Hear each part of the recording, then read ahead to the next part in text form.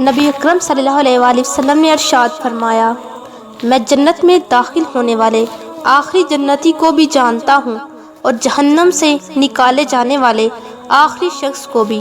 یہ وہ شخص ہے جسے قیامت کے دن لایا جائے گا اور کہا جائے گا کہ اس کے صغیرہ گناہوں کو پیش کرو اور کبیرہ گناہوں کو اس سے ہٹا لو۔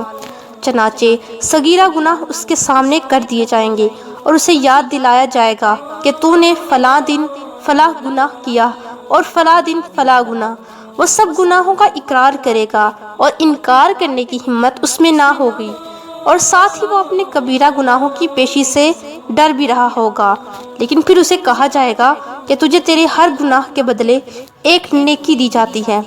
تو اب وہ گناہوں کی جگہ نیکیاں لینے کی لالچ میں کہے گا کہ اے میرے رب، میں نے تو اور بھی بہت سارے گناہ کیے ہیں جو یہاں نظر نہیں آ رہے۔